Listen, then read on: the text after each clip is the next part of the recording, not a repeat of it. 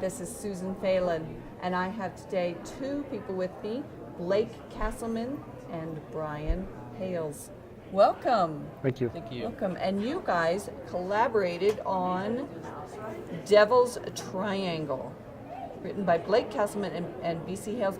And you did the illustrations, is that correct, I did. Brian? We co-wrote it and I illustrated it. So it's a 6-issue finite series, and we're currently just finishing up the illustrations for issue 6. And we'll publish it as a full graphic novel once we complete issue 6. Okay, so that was actually going to be my first question, because I see these and I see you calling them comic books, and then I've seen graphic novels, and I want to know the difference. The difference is basically a graphic novel is like a movie or a full novel, meaning that you get a story that has a beginning, a middle, and an end in the publication, whereas a comic book is more like a TV series, whereas you have a continuing story, usually in the form of different issues. Okay. So in the case of this series, how we originally presented it, issue 1 told the first part of the story, and then leaves the reader with a cliffhanger that takes the reader and hopefully makes them want to read issue 2, and so on and so forth. So if you're at issue 5 out of 6, you are getting You're pretty at a big deep cliffhanger. into things. Yeah. And it's not the and I assume it's not the cliffhanger where then 6 is just all resolution. 6 has got to have. Right. 6 is the climax. Right. Okay. So we're kind of going each time, and so now Right. we're up pretty high. You're Well, right. Sorry. Go ahead. In each issue, we try to do kind of a 3-act structure. We're doing it certainly for the series. We decided what issues were going to be Act 1, which issues were going to comprise Act 2, and then of course the final issue is Act 3, which will be the resolution and the climax. But within each issue, we tried to do kind of a mini 3-act structure in each one. That's okay. That takes a lot of planning. It does. Plus, besides just planning a series and planning your arcs, your overall arc, your arc in each one, you also have collaboration going on. Right. So I want to know, this is kind of a double, triple, quadruple question, I'm not sure. So take some time with it. I want to know how you guys decided to collaborate, how you found each other, how you worked together, and whatever else kind of goes with that. Sure. Yeah, I was actually finishing up another project, kind of a more fantasy project. It's called Dragon's Gate, which was also a graphic novel, and I was writing and illustrating that project. I was just finishing up, the illustrations. Obviously, the illustrations take a lot longer than the writing process. And I met Blake, and I read a couple of his screenplays that he had done, and I decided with Devil's Triangle, it was an idea I had. This supernatural thriller taking place in the early 80s, in the Bermuda Triangle, and of course all of the mystery that surrounds it. And so I had this kind of vague story that I wanted to tell about it, and I decided that if I bring on a collaborator, not only can we work off of each other and make the story better, more involved, but also I could get started on it right away, even though I was finishing another project. So he could be working more on the story while you're... Right, while I'm finishing up the illustrations. Okay. So. And Brian actually showed me pages from Dragon's Gate, and I was like, ooh, a comic book artist. And I showed him one of my screenplays, but I also showed him one of my comic book scripts.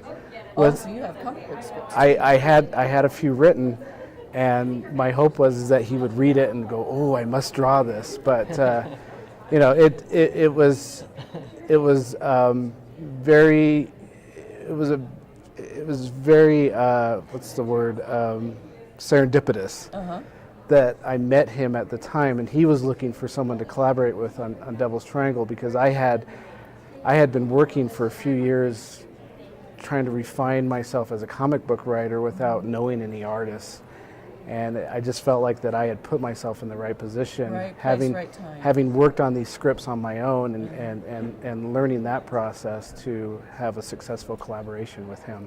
So when you worked together, how did you already had your act structure pretty much? No, not really. No. Just kind of a vague story, plot line, kind of laid out, and we sort of worked together to develop the outline, and add a few little subplots, and kind of polish the story a little bit more. And it's very helpful to collaborate, when you're kind of working those things out. I love this dragon. We're going to have to get an insert of that. That's really cool. No, thanks. I didn't get to even ask you, we talked about the structure, but I didn't even get to ask you what they were about. What's the series? What happens? Oh, go ahead, Blake. Oh, do you want me to? Okay. Sure. So it's there's a lot of different explanations and stories surrounding the Bermuda Triangle. Some think government conspiracy. Some think storm anomalies. Why all these ships and planes are sinking and disappearing in the ocean. And a lot of it's been done in TV miniseries. There's been some novels. A lot was done in film in the 70s with the Bermuda Triangle, but nothing really recently. And so I wanted to take a different approach where, kind of a more spiritual approach, the figurative devil's triangle. And so, biblically, a third of the hosts of heaven cast out, come to earth without bodies. And so the Bermuda Triangle we sort of wrote as the doorway to hell, where there's these evil spirits that want bodies. And so you venture into the bounds of the triangle, and you're basically free game for these evil spirits. And so it's this team, going in on a cargo ship that sort of gets caught up in the middle of all of that. That is really cool. We also decided to set the series in 1984 instead of during the present day, because we wanted, one of the conventions of the horror genre is to put people in an isolated situation where they're cut off from the world. So then they don't have their cell phones. They don't have their cell phones, there's no GPS. Yeah. More isolated. Yeah, I think mystery writers have a real challenge nowadays with Right. They've got to come up with a new excuse not to have the cell phone when you most need it. Yep. Okay, Yep. before we finish, I want to show these.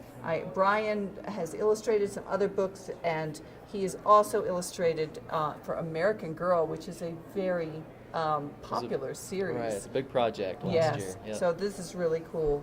Thank you so much for talking with us today. I wish we had more time. It's when you got two, there's just so much to say, and it's been really, really neat. Blake Cassleman, Brian Hales, thank you so much. Thanks for having us. This is Susan Phelan. We were talking, like I just said, with Blake Cassleman and Brian Hales, and this is Utah Book Scene. Thanks for watching.